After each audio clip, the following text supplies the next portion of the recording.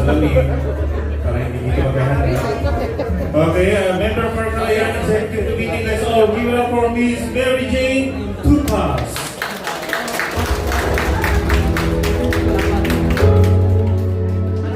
Page 4. Speech niyo. Wala.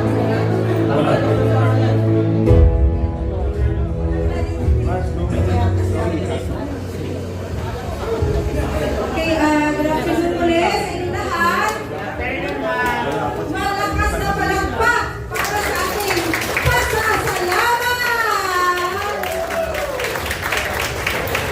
Of course, andito tayo muli sa hapong ito sa napaka-importanteng pagtatapos ng ating tagumpay sa ating Kalayaan 2025. So, bago pang lahat, of course, hindi magiging matagumpay ito, hindi lahat ito mabubuo kung hindi natin i-recognize ang sino ba ang mga taong nasa likod ng lahat nito.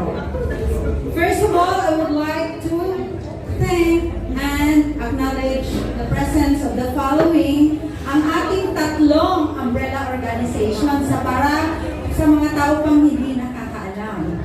Pero bago yan, gusto ko lamang ipasalamatan kaya ako po ng salamin kasi hindi ko pa sila kabisado. We are so honored to welcome tayo po pa lang ang kanilang dinayo dito sa Eastern Region Province ng ating welcome ang ating Police Colonel Attaché, Police Colonel Virgelio Beloria. Maraming salamat po. And of course, kay Police Mark Pakalagan. To our second Secretary Gerald Soles. Inuna ko silang pasasalamatan para ma-witness nila kung gaano tayo rito sa Eastern Region katatag, nagkakaisa at nagmamahalan. Sir, kayo po ang aming panauhing parangal other than our head. Siya po ang aming naging tatay, siya po ang aming naging advisor, at higit sa lahat, siya ay ang aming namumuna, ang aming OIC. Sir Allen, saan naman si Sir Allen? Of course, with our DNW, hindi ko na sila isa-isahin. Sila po ay ang aming gabay at nagsuporta sa amin. And of course, balik tayo sa tatlong namumunang umbrella organizations. Uunahin ko ang aming chairman, si Sir Darwin Santiago. Or ang PPO, representing the PPO, ayan si Sir Darwin. Maraming salamat po, Sir Darwin. And of course, ang aming pinagmamalaki, inuna ko talaga, ang aming OFW President, OFW Congress of the 10th Congress, Angel Ori. And ang aming isa sa mga umbrella organizations, ang AXPO President, Sir Ricky. Saan po siya? Wala yun.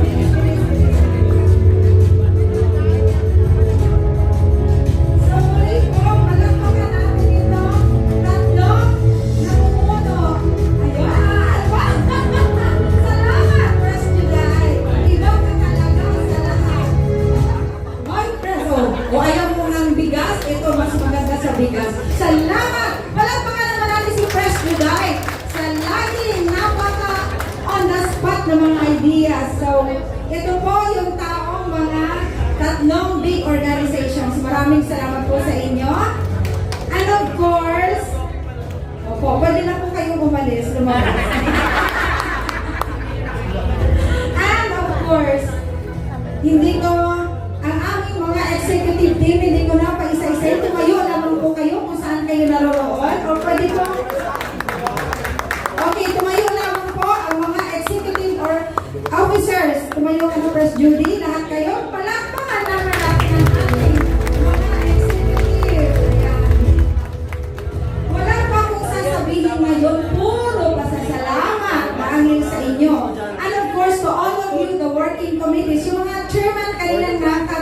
Award. Maraming salamat po. And of course, ang talagang maipagmamalaki ko sa araw na to na kung saan naggaling ang ating pondo at kung saan tayo kumuha ng ating mga budget, ang Ways and Means Committee. Tumalay po ang finance. And of course, ayan pala pagkakaroon sila. Hindi ko na isa-isahin pero very special mention lang ang mga taong ito na kung saan I can say they are the major sponsors na nagbigay ng malaking amount dito sa ating kalayaan. Nandito po sila. The Livelihood headed by Sir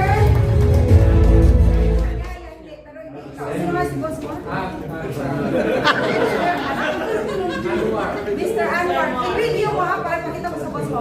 and of course, the major sponsor. Hindi mo na kayo. Through Mr. DJ, the Alia Mama! Kayo po. Yan po ang major sponsor. Salamat po.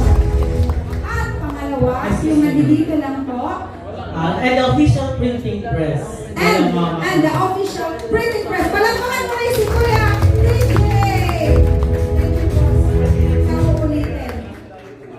Na pangalawa sa nangunguna na major to the major sponsor ay walang iba kundi si Mr.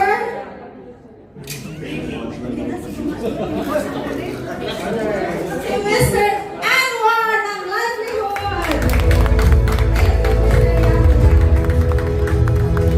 And of course, para remind mo pa ako, sino pa ibang major sponsor ay ang isa sa mga napaka-active at singer din, The Skyland, headed by Mr.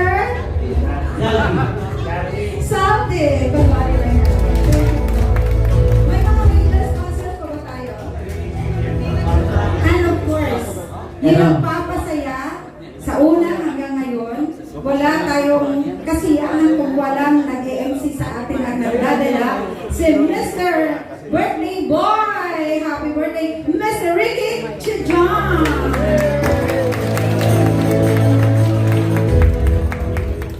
Lahat tayo naghirap at buo, lalo na kayong lahat dito. Salamat na salamat.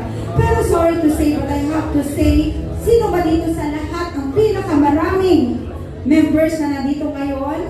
At talaga naman, hanggang simula at special mention ko to kasi kasama namin kagabi ni Press Juday, namili ng mga regalo sa inyong lahat na napakalaking mga amount po ito.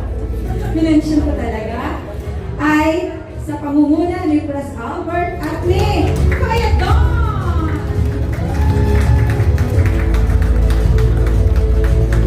Also a special mention, of course, other than the My Ways and Means, nagtahimik lang po siya. Pero from the first day ng ating celebration hanggang ngayon, ay nandun lang sa sulo. Sino pa yun? Si Pres Angel! Salamat po, Pres Angel. At hindi ko po pwedeng bumaba sa stage na to kung wala akong special mention sa taong ito. Siya po ay mataray. Siya po ay pinakamagandang best para sa akin lang ha, huwag kayong po kontra. Best attire of the day. Sino po siya?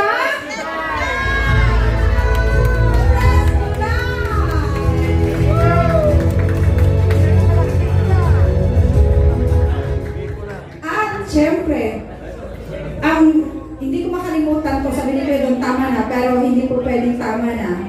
May isa pang tao akong espesyal na pasasalamatan kasi naman, kahit hindi siya sa umpisa talaga sa totoo lang, naka-assign, pero talaga naman ako, at talaga naaasahan noon hanggang ngayon, 30 years na po siya sa Saudi Arabia o mahigit. Ang gwapo, pinakabata. Sino kaya yun? Sa documentation, walang iba kundi si... Ay, walang salita. Sino po? Lito, Pipo! Bata ba yan? Lito Grepo!